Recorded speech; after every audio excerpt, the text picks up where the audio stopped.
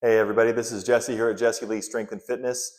This is week 11 of my strength training session. We're getting down to the end of the year. A couple days is going to be New Year's Eve. And so I'm just recapping this past week. I haven't been able to kind of do the videos as is, so these will be some recaps.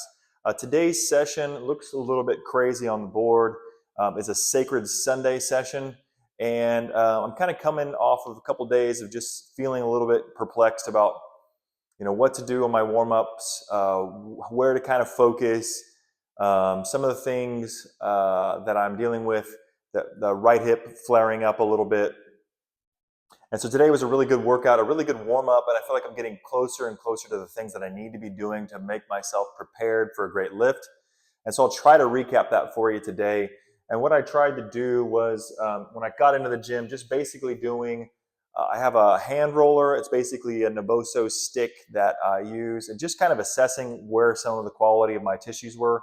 And I really discovered that my right quad was crazy aggravated and crazy tight, which leads to me thinking, basically that a little bit of some issues that were caused in the right hip flexor, and then also use a ball on my right calf. So definitely some information coming through this right side.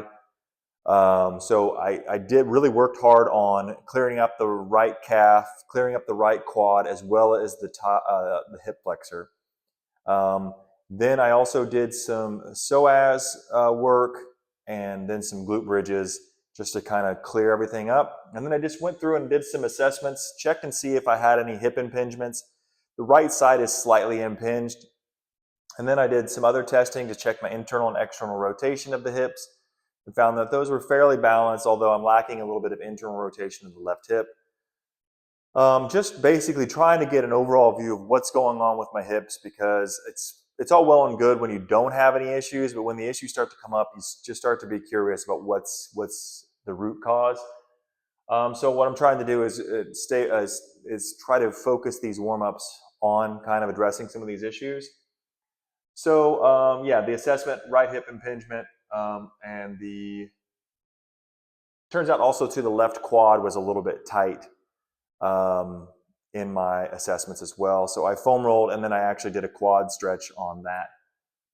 And then moved into my mobility work, which turned out I just worked on the banded joint centration for the right hip, and then some banded pigeon work on the left hip. And then I did some kettlebell leans on both sides.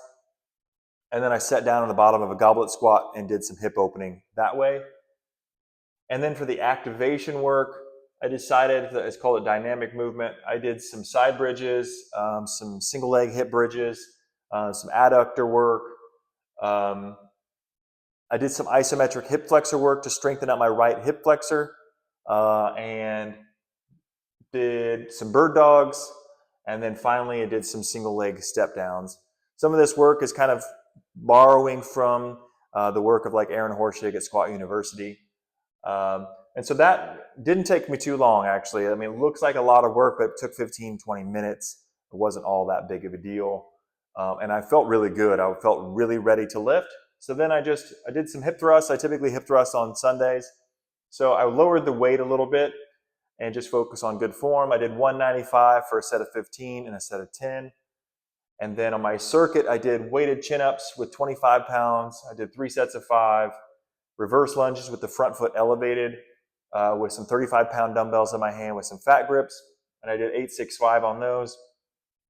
And then the dumbbell bench press, I did 60 pounds, 10, 12, and 13. And then I finished up on some loaded side planks where I found my right side down was much weaker. So largely, I feel like some of the summary of these things is having these hip imbalances.